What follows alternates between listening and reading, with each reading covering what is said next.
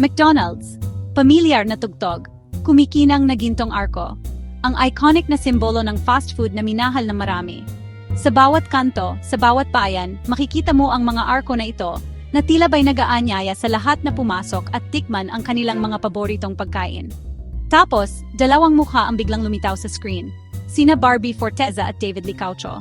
Ang kanilang mga ngiti ay tila ba'y nagdadala ng liwanag sa bawat manonood. Ang kanilang chemistry ay hindi maikakaila, at sa bawat tingin nila sa isa't isa, ramdam mo ang kanilang koneksyon. Balik na naman ang barda. Ang tambalang minahal ng marami bumabalik upang magdala ng kilig at saya. Sa bawat eksena, makikita mo ang kanilang pagmamahalan na tila ba'y walang katapusan. Ngayon, ipinapakita nila ang pagmamahal nila sa extra rice. Bawat subo, may ngiti. Bawat tingin, may spark. Ang simpleng pagkain ay nagiging espesyal dahil sa kanilang presensya. Ang bawat sandali ay puno ng saya at pagmamahal. Nakakatuwa, nakakakilig, at ang tamis-tamis ng commercial. Ang bawat tawa at ngiti nila ay nagdadala ng saya sa bawat manonood. Ang kanilang kwento ay tila ba'y isang fairy tale na nagkatotoo. Pero walang handa sa susunod na mangyayari. Natapos ang commercial, nag-uusap ang mga tao, umingay ang social media.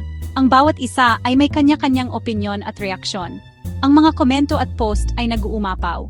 Hindi na lang tungkol sa extra rice ang usapan, kundi tungkol sa halik. Ang bawat isa ay may kanya-kanyang kwento at interpretasyon. Ang simpleng halik ay nagdulot ng malaking ingay, yung ninakaw, matamis, at nakakakilig na halik. Sumabog ang internet. Ang bawat post at tweet ay puno ng kilig at saya. Ang bawat isa ay nagbahagi ng kanilang reaksyon at opinyon. Tuwang-tuwa ang mga Barda fans. Ang kanilang suporta ay walang katapusan. Ang bawat isa ay nagbahagi ng kanilang saya at kilig. Ang kanilang pagmamahal sa tambalan ay hindi matatawaran. Share dito, share doon, paulit-ulit na pinanood at ginawa itong trending nationwide. Ang bawat isa ay nagbahagi ng kanilang paboritong eksena. Ang bawat post ay puno ng saya at kilig. Hindi na lang basta commercial to. Ito ay naging bahagi na ng kultura. Ang bawat isa ay may kanya-kanyang kwento at interpretasyon. Ang simpleng commercial ay nagdulot ng malaking ingay. Isa na itong cultural phenomenon. Ang bawat isa ay nagbahagi ng kanilang saya at kilig. Ang bawat post at tweet ay puno ng pagmamahal at suporta. Ang simpleng commercial ay naging bahagi na ng ating kultura.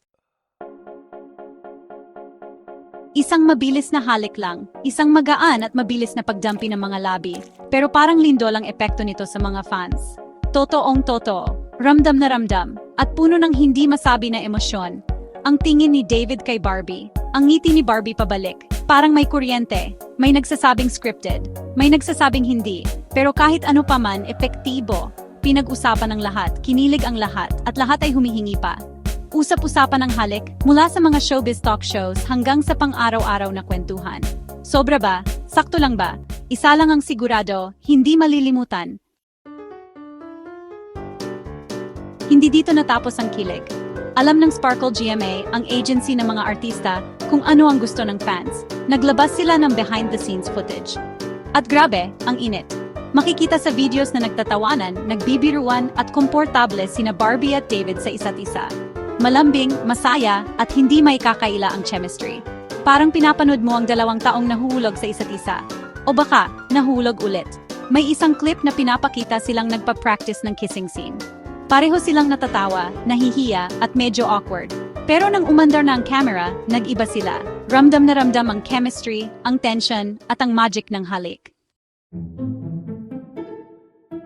Pero hindi lahat masaya. Si Jack Roberto, ang totoong boyfriend ni Barbie, ay kapansin-pansing tahimik. Walang post tungkol sa commercial.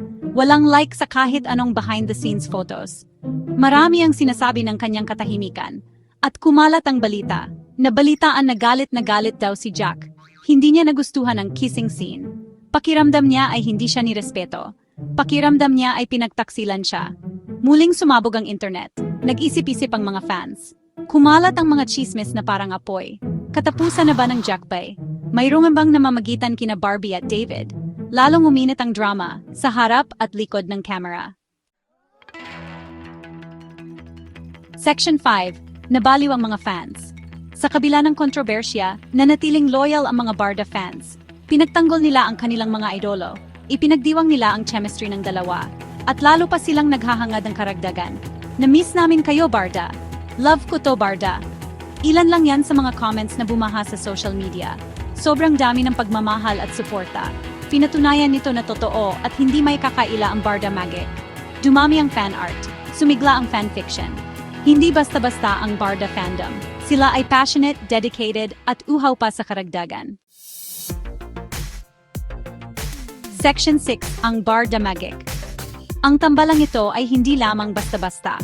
Ito ay puno ng mahika at damdamin na nagbigay kulay sa maraming buhay.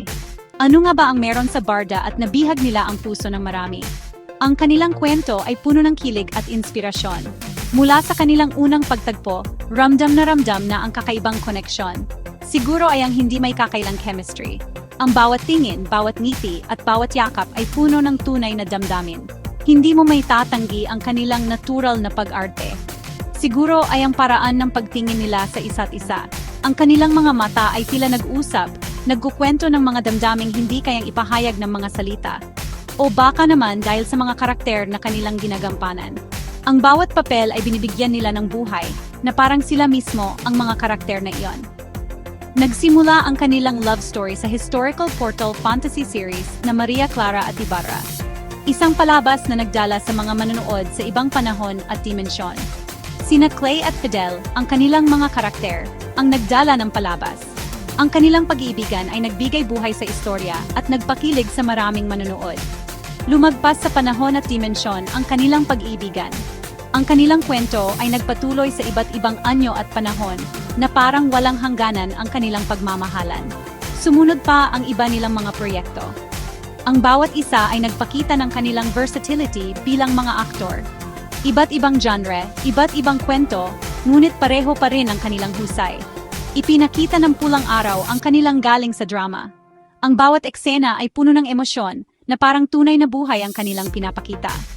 Pinakilig naman ng That Kind of Love ang mga puso. Isang kwento ng pag-ibig na nagbigay inspirasyon at kilig sa maraming manood. Bawat proyekto ay lalong nagpatibay sa kanilang estado bilang isa sa mga pinakasikat na on-screen couple sa Philippine showbiz.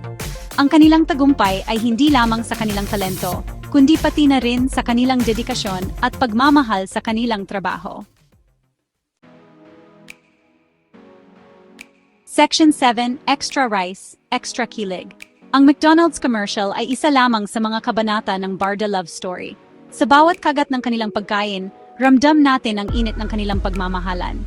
Ang bawat ngiti at tawa ay tila musika sa ating mga tenga, nagpapakita ng kanilang tunay na kaligayahan. Paalala ito ng kanilang hindi may kakailang chemistry. Ang kanilang mga mata ay nagkakaintindihan kahit walang salita, at ang kanilang mga kilos ay puno ng pagmamahal at pag-aaruga. Patunay ito ng kanilang hindi kumukupas na appeal. Kahit saan man sila magpunta, ang kanilang presensya ay laging napapansin. Ang kanilang mga ngiti ay nagbibigay liwanag sa paligid, at ang kanilang mga tawa ay nagdudulot ng kasiyahan sa lahat. At isang regalo ito sa kanilang mga loyal na fans. Extra rice, sige ba? Extra kilig? Palagi naman. Ang bawat eksena ay puno ng saya at kilig na nagbibigay inspirasyon sa kanilang mga tagahanga na patuloy na maniwala sa pag-ibig. Ang Barda ay nagbibigay sa harap at likod ng camera. Sa bawat behind-the-scenes na eksena, makikita natin ang kanilang dedikasyon at pagmamahal sa kanilang trabaho. Ang kanilang pagiging totoo at natural ay nagpapakita ng kanilang tunay na pagkatao. Pinapaiyak nila tayo, pinapatawa, at pinapaniwala sa kapangyarihan ng pag-ibig. Ang kanilang mga eksena ay puno ng emosyon na nagpapakita ng iba't ibang aspeto ng pagmamahalan. Tapos na ang commercial, pero ang Barda Magic ay buhay na buhay. Kahit sa mga simpleng sandali, ramdam natin ang kanilang pagmamahalan. Ang kanilang presensya ay nagbibigay ng init at saya sa ating mga puso. Nananatili ito sa hangin, umiikot sa ating mga puso at naghangad pa tayo ng karagdagan. Ang kanilang kwento ay patuloy na nagbibigay inspirasyon at kilig sa ating lahat. Karagdagang proyekto, karagdagang kilig, karagdagang Barda. Ang kanilang paglalakbay ay hindi patapos at marami pa tayong abangan mula sa kanila. Patuloy tayong susuporta at magmamahal sa Barda. Section 8. Ano ang susunod? Ano nga ba ang susunod para sa Barda? Bagong teleserye, pelikula, konsierto, abangan. Pero isa lang ang sigurado, nandito ang kanilang mga fans, handang sumuporta sa kanila sa bawat hakbang. Sa ngayon, pwede nating ulit-ulitin ang commercial. Pwede tayong kiligin sa behind-the-scenes footage. At pwede tayong mangarap ng isang love story na kasing totoo at kasing ganda ng barda. Totoong kilik, totoong pagmamahal, totoong barda. At yun ang mahalaga.